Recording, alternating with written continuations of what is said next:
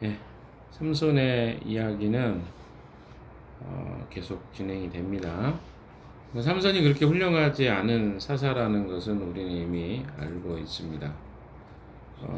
근데 삼손만이 훌륭하지 않은 것이 아니라 이스라엘 역시도 비슷한 모습인 것을 보게 됩니다. 왜냐하면 블레셋 사람들이 유다 땅에 쳐들어왔을 때 그 유다 땅에 쳐들어온 블레셋 사람들의 앞잡이가 된 사람이 누구냐면 유다 사람들입니다. 이게 참 놀라운 일이죠. 어떻게 보면 이스라엘 사람들은 이미 삼손이 사사인 것을 알았습니다. 하나님이 삼손을 세워 주셨어요. 그래서 블레셋을 지금 치고 있는 것들을 그들이 알았어야 했어요. 그런데 자, 9절, 10절 한번 같이 읽어봅시다. 시작. 블레셋 사람들이 쳐올라와서 유다 땅에 진을 치고는 레이 지방을 지배받다. 유다 사람들이 그들에게 말하였다. 당신들은 무엇 때문에 우리를 치러 올라왔소? 그들이 대답하였다. 삼손을 잡으러 왔소. 삼손이 우리에게 한 대로 우리도 그에게 갚아주겠소. 어떻게 보면 보복이 보복을 낳는 거죠. 우리 앞에 내용을 봤던 것처럼 블레셋 사람들이 이 삼손의 결혼식에 줌해서 내기를 하게 되죠. 속옷과 겉옷 30벌씩 내기를 했는데 거기서 삼손이 아내 될 사람한테 그 비밀을 알려줬잖아요. 수수께끼 비밀을 삼손만이 알고 있는 내용이었는데 그걸 알게 되니까 이제 내기에서 지게 된 거죠. 그때부터 이제 비극이 시작됐죠. 삼손의 성격이 거기에 작용이 되었다고 이야기했습니다. 그래서 30명의 사람들을 블레셋 사람들을 죽이게 됩니다. 그리고 그 겉옷과 속옷을 던져주고 가죠. 그랬더니 이제 그 장인된 사람이 그 결혼할 여자를 다른 그러니까 삼손의 친구한테 결혼하게 해버립니다. 삼손이 갑자기 생각나가지고 데리러 갔다가 그 상황을 보고 또 블레셋 사람들을 죽이는 일이 발생한 거죠. 이런 것들이 이제 이것에 대한 보복으로 지금 블레셋 사람들이 이스라엘을 침입하게 되었다는 것입니다. 자, 이 이야기는 물론 이제 삼손 자체가 분명히 어떤 한계를 가지고 있는 사람인 것은 너무 명확합니다. 그렇다면 이스라엘 사람들은 어떻게 이 문제와 상황들을 바라봐야 될까요? 자, 상황을 보니까 블레셋 사람들이 이스라엘 사람들을 통치하고 있었습니다. 근데 이 통치는 원래 이스라엘 사람들이 하나님 앞에 온전한 순종과 순복을 하지 않았기 때문에 발생했던 일이었습니다. 그러니까 블레셋 사람들이 원래 힘이 세서 이 통치를 한 것이 아니라 이스라엘 백성들이 하나님 앞에 온전한 순종을 드리지 않았기 때문에 발생한 일이었는데 그런 일로 하나님이 블레셋을 이제 다스리고 다시 이스라엘과 그 사람들을 분리시키는 작업을 위해서 삼손을 선택하신 것이거든요. 이런 과정들을 이스라엘 백성들 전혀 이해하지 못했습니다. 그래서 그들은 이렇게 이야기하죠. 3,000명의 사람들이 떼를 지어서 내려갑니다. 누구에게 갑니까? 삼손에게 가죠. 자, 13절 한번 11절입니다. 시작. 그래서 유다 사람 3,000명이 에담바위 동굴에 내려가서 삼손에게 말하였다. 블레셋 사람들이 우리를 지배하고 있다는 것을 당신은 잘 알지 않소. 그런데 당신이 어찌하여 우리에게 이런 일이 미치게 하오. 삼손이 그들에게 대답하였다. 그들이 나에게 한 대로 나도 그들에게 갚아주었을 뿐이요. 이게 무슨 말입니까? 이스라엘 사람들 왜 당신이 문제를 일으켜가지고 우리를 이렇게 두렵게 하고 피곤하게 해요. 3,000명의 사람들이면 군 어찌됐든 장정들 아니겠어요? 그럼 싸울 생각을 하지 않고 무슨 생각을 한 겁니까? 이 문제의 원인이 삼손이 있다고 삼손을 제거하려고 하는 그런 일을 하는 것이죠. 뭔가 잘못돼도 상당히 잘못되어 있는 것을 보게 됩니다. 이스라엘 백성들은 지금 아직 정신을 못 차리고 있는 것이죠. 이 일이 왜 생겼는지 알지 못하는 것입니다. 그래서 유다 사람들은 블레셋과의 평화를 지키기 급급합니다. 하나님이 이스라엘을 구원하시기 위해서 사사를 일으키셨는데 그들은 그것을 알아채지 못한 것이죠. 그래서 하나님이 그렇게 하셨다는 것을 알고서도 그들은 오히려 3,000명을 보내서 하나님이 세우신 사사를 적에게 넘겨주는 장면이 바로 11절, 12절의 이야기입니다. 그래서 그들이 삼손에게 이야기합니다. 우리는 당신을 묶어 블레셋 사람들에게 넘겨주려고 왔어. 삼손이 그들에게 말합니다. 그렇다면 나를 죽이지 않겠다고 맹세하죠. 만약에 저는 이런 생각이 듭니다. 이스라엘 사람들이 삼손을 죽이려고 했으면 아마 하나님의 영이 감동했을 거예요.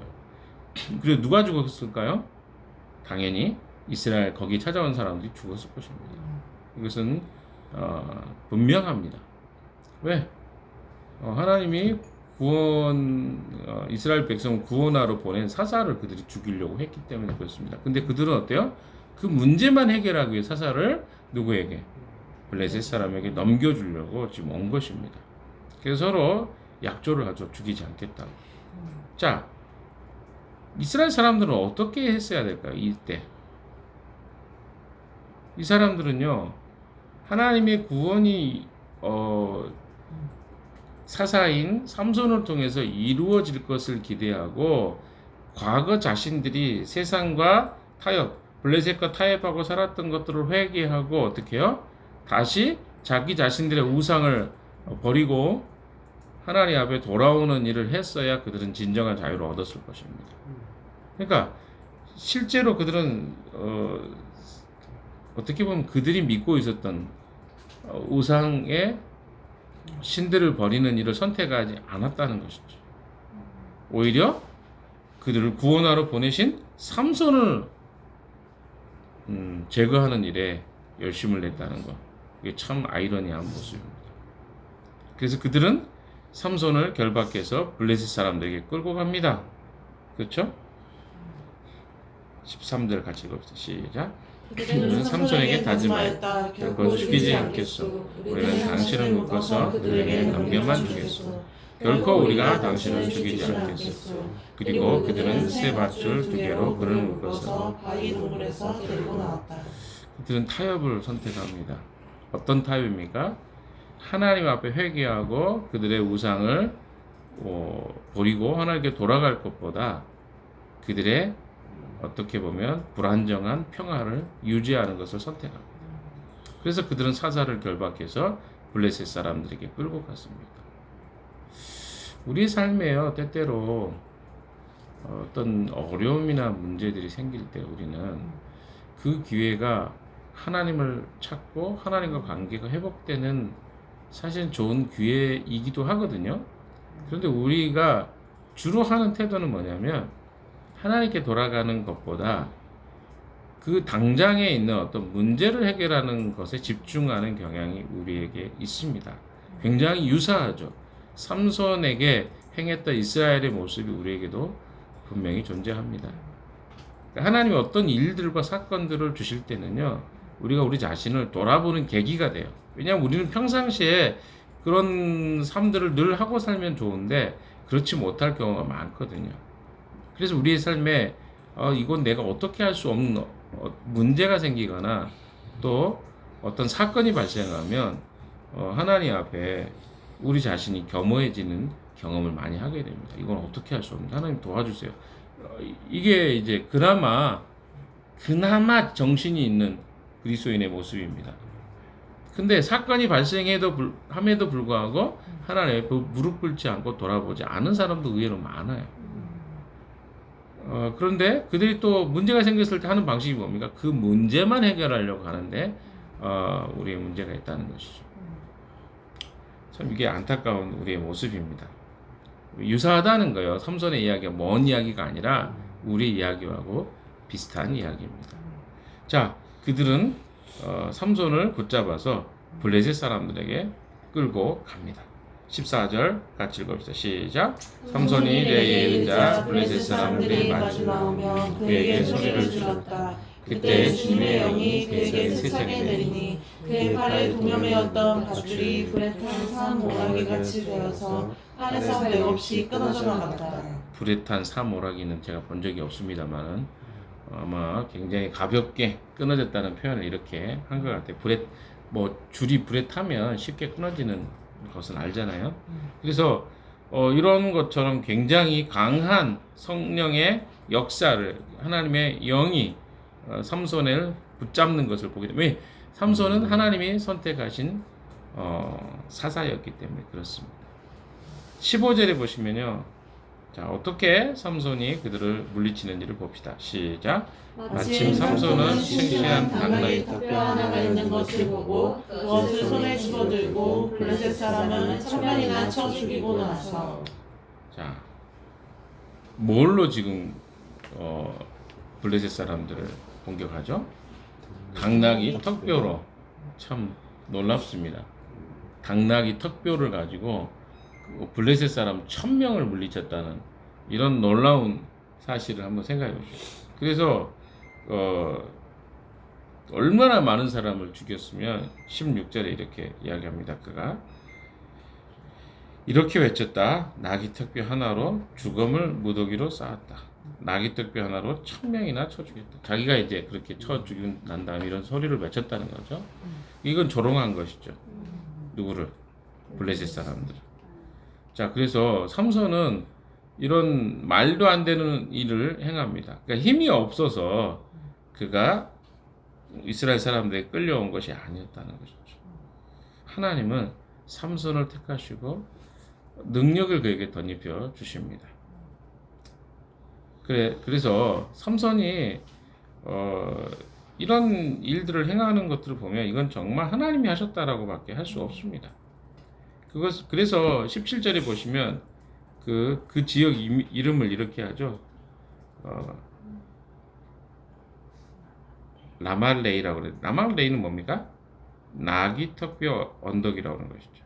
나귀 턱뼈로 시체가 산처럼 쌓아졌다 해서 라말레이라는 이런 이름이 붙게 된 것이죠. 굉장히 많은 사람이 와, 삼손이 힘이 세긴 세나. 1000명을 이렇게 죽일 정도 꿈쩍도 안 하고 벌써 1000명을 두 번째 죽였잖아요.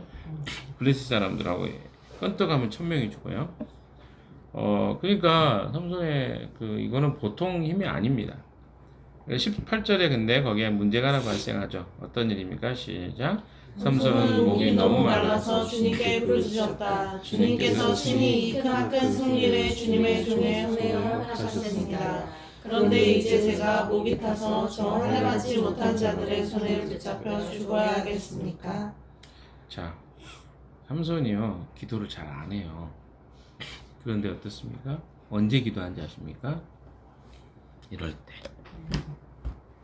기도합니다. 이럴 때가 언제입니까? 자기가 필요할 때인데 어떨 때요? 죽기 직전에 죽을 것 같을 때. 삼손은요 전형적인 그런 사람이에요. 아주 본능적이고 충동적이고 욕구가 제가 이제 욕구 드리븐 라이프라고 욕구가 이끌어가는 삶이에요. 그런데 어때요? 여기도 분명합니다. 하나님을 찾을 때 딱 한 번 찾습니다. 언제? 자기가 목이 너무 말라 죽을 것 같아. 그러니까 그때 하나님을 찾죠. 주님께서 친히 이 크나큰 승리를 주님의 종의 손에 허락하셨습니다.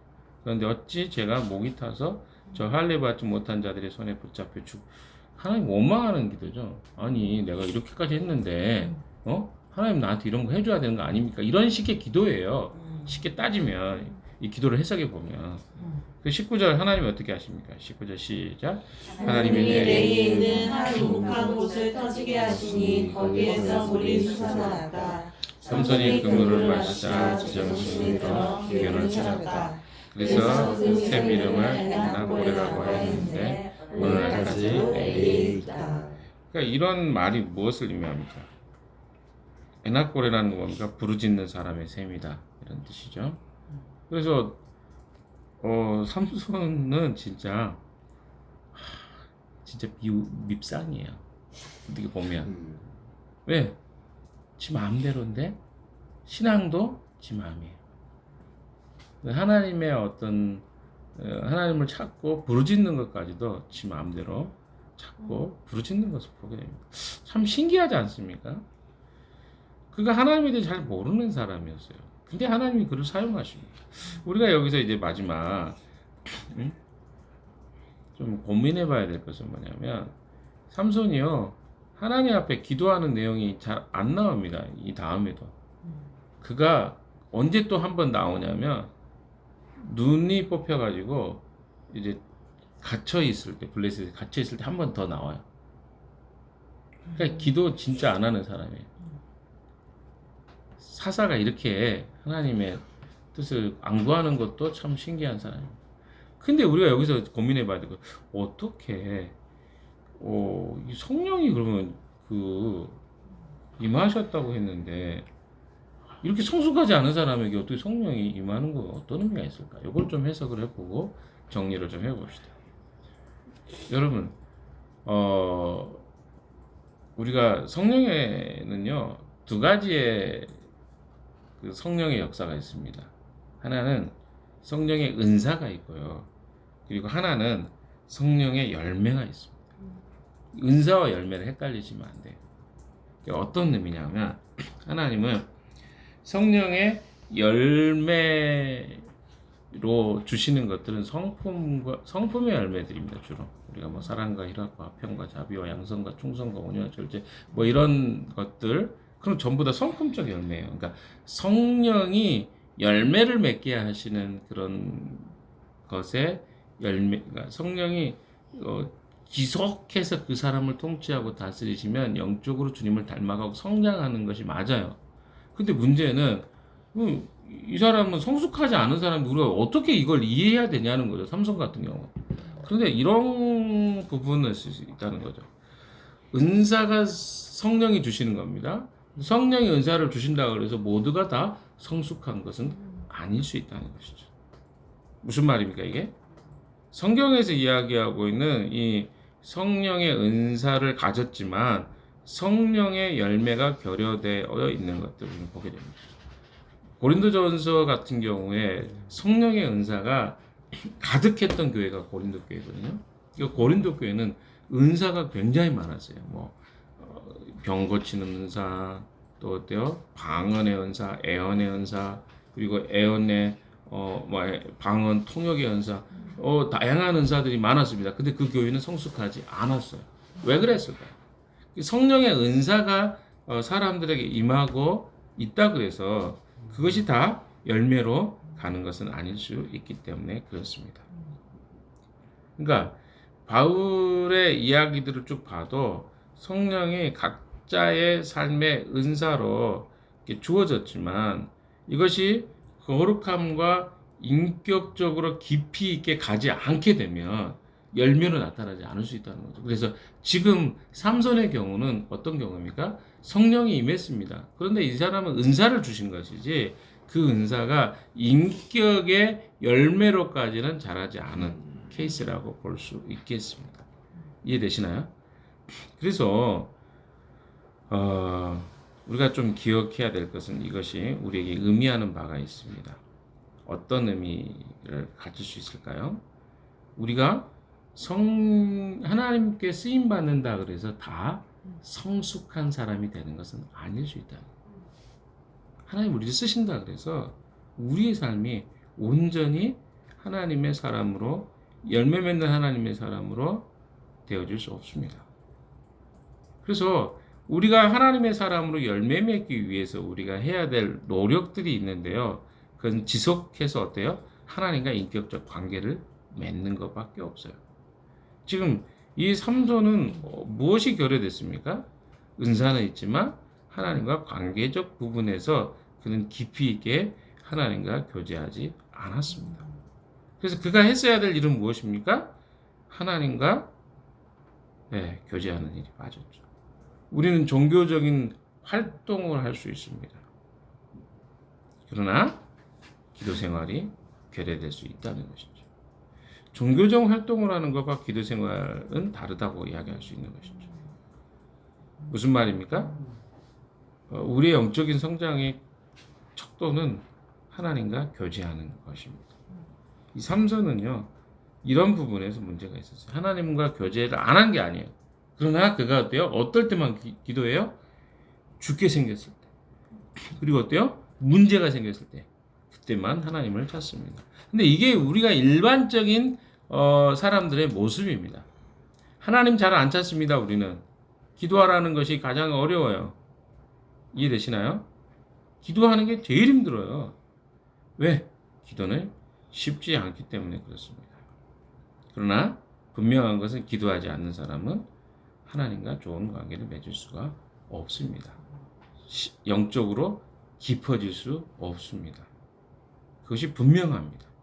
기도는 우리가 잘 못할 수 있어요. 어떻게 하면 돼요? 배우면 됩니다.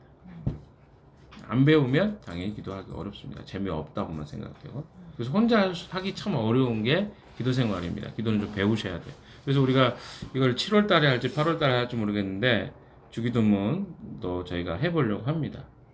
그래서 이런 때 여러분이 시간을 내셔서 제가 2주에 한 번씩 이제 그런 시간 될 때 수요일 날 저녁에 하려고 하는데 그때 꼭 참여하시기 바랍니다. 왜 배우셔야 되니까 기도를. 종교 생활은 우리가 많이 하잖아요. 활동을 많이 해요. 근데 뭐는 안 한다고요? 기도 생활을 안 합니다. 그리고 삼손은요 어떤 사람이었냐면 굉장히 독립적인 사람이었어요. 주변에 뭐가 없었어요? 함께하는 사람이 없었어요. 지도자도 리더도 없었고 함께하는 동역자도 없어요. 혼자 뭐요? 이런 사람은 뭐라고 표현해야 되나? 응? 고독한 방랑자? 무슨 뭐 자기가 그런 사람인지 알았나 봐요. 나 혼자 독고다이 인생이죠. 나는 내가 알아서 할 거야 신하세요. 이런 사람이죠. 그러니까 삼손이 다른 이스라엘 사람들과 어떤 영적 교제를 했다 이런 게 전혀 안 나와요. 그러니까 삼손의 문제는 그런 것이었습니다. 하나님과 관계 없죠. 그리고 영적인 동역자들이 없죠. 그리고 거기에다가 자기의 멘토도 없어요. 그래서 당연히 이 사람의 신앙이 건강할 수가 없는 거예요. 늘 혼자 했다는 특징이 있습니다. 조언을 받지도 않을 뿐더러 부모가 이야기해도 귓등으로도 안 들어요. 당연히 그러니까 어때요? 이 삶이 독불장군이 될 수밖에 없는 것입니다. 그러나 여러분 우리의 신앙생활은요 이런 것들을 극복하는 것입니다.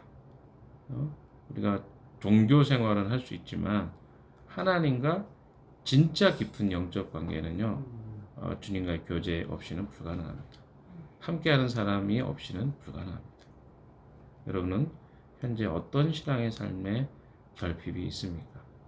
이런 것들을 메꿔 나가실 때 우리 안에 이 삼손과 같은 그런 실패의 삶이 아닌 하나님이 주시는 그런 공동체와 또 동역하는 자들과 멘토와 이런 관계를 통해서 기도를 배우고 주님을 깊이 알아가는 그런 여러분의 삶이 되었으면 좋겠습니다. 하루도 그 주님과 교제하시고 동행하는 하루 되시기를 주님의 이름으로 축원합니다. 같이 기도합시다.